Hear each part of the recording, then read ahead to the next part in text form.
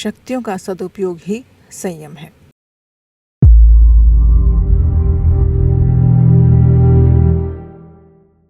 मनुष्य को अन्य प्राणियों से श्रेष्ठ विभूतियाँ मिली हैं। शक्ति के अनंत स्रोत से भी इसका संबंध इस प्रकार जुड़ा हुआ है कि वह जब चाहे आवश्यकता अनुसार अतिरिक्त शक्ति प्राप्त कर लेता है। शारीरिक दृष्टि से अन्य कई प्राणियों से कमज़ोर होते हुए भी मनुष्य ऐसे साधन विकसित करने में सफल हुआ है कि वह संसार का एक छत्र शक्तिशाली अधिपति हो सका है। एक और अभावग्रस्त, अशक्त और अज्ञानी लोगों की भरमार है, तो दूसरी ओर ऐसे महापुरुष भी हुए हैं जिन्होंने प्रतिभा के बल पर संसार को एक से एक बढ़ चढ़कर अनुदान दिए हैं। हमारे चारों ओर विज्ञान के जो चमत्कार दिखाई देते हैं वे सब उन महापुरुषों की ही देन है जिन्होंने अपनी विभूतियों का उपयोग किया और उन्हें इस दिशा में लगाया। एक व्यक्ति सारे समाज की चिंतन धारा मोड़ देता है। वह अपने भीतर ऐसी विचार शक्ति अर्जित कर लेता है कि अन्य सभी लोग उसके अनुरूप सोचने लगते हैं। प्रतिभाशाली और अयोग्य दोनों ही तरह के व्यक्तियों से यह संसार भरा है। एक और जहाँ ऐसे व्यक्तित्व हैं जो अपनी शक्ति के द्वारा पूरे समाज की समस्याओं को हल कर सकते हैं, तो दूसरी ओर ऐसे लोग भी हैं जो अपनी साधारण सी कठिनाइयों का निवारण भी नहीं कर पाते हैं। प्रश्न उठता है कि सृष्टि नियंता ने लोगों को इस तरह की शक्तियाँ प्रदान करते समय क्या कोई पक्षपात बरता है? नहीं। उसने सभी को उससे लाभ उठाने के द्वार खोल रखे हैं और प्रत्येक को यह अवसर दिया है कि वह उस शक्ति का उपयोग अपने तथा समाज के लिए कर सके। साधन और परिस्थितियाँ महापुरुष तथा साधारण व्यक्तियों के अंतर का कारण नहीं है।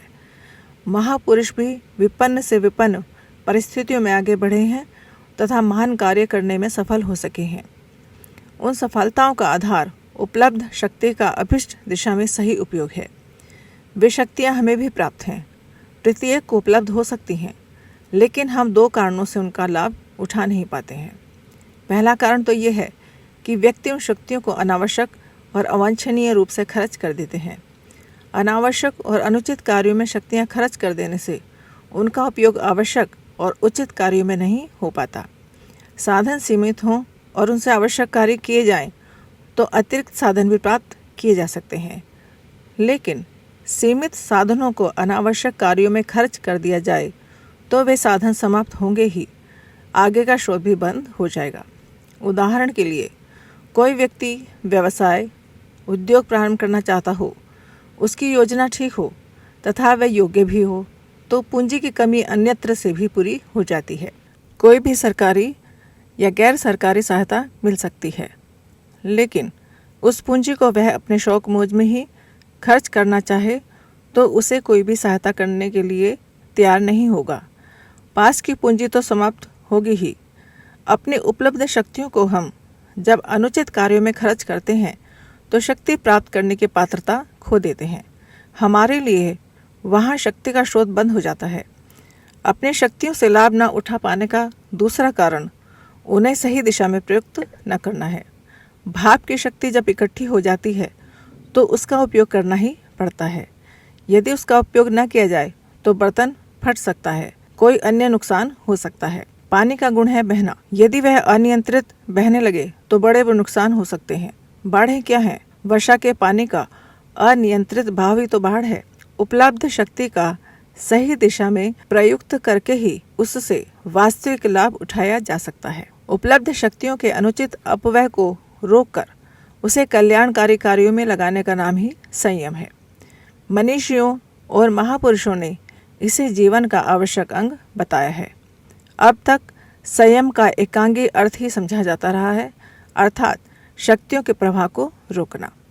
यदि शक्तियों के प्रवाह को रोका जाता रहे पर उनका कोई उपयोग न किया जाए तो लाभ के स्थान पर हानि है। नदियों का पानी बांध बनाकर रोक दिया जाए, न उससे सिंचाई का काम लिया जाए और न ही बिजली पैदा की जाए तो एकत्रित होता जा रहा पानी विनाशी प्रस्तुत करेगा। संयम का अर्थ शक्तियों के प्रभाव को निरर्थक और हानिकारक दिशा से रोककर सार्थक और कल्याणकारी दिशा में लगाना है। इस स्तर के संयम को सिद्ध करने के लिए जितने भी प्रयास किए जाएंगे वे हमारे व्यक्तित्व को उत्कृष्ट और प्रखर बनाते चले जाएंगे। पुस्तक का नाम सफल जीवन की दिशाधारा, लेखक पंडित श्री राम शर्मा आचार्य जी। अगर आपको हमारी यह वीडियो पसंद आई हो तो इसको लाइक करें, कमेंट और शेयर ज़रूर करें और हमारे YouTube चैनल ऋषि चिंतन को सब्सक्राइब भी कर लें। साथ ही बेल आइकन को भी दबाएं ताकि आपको आने वाली वीडियोस की नोटिफिकेशंस मिलती रहें। धन्यवाद।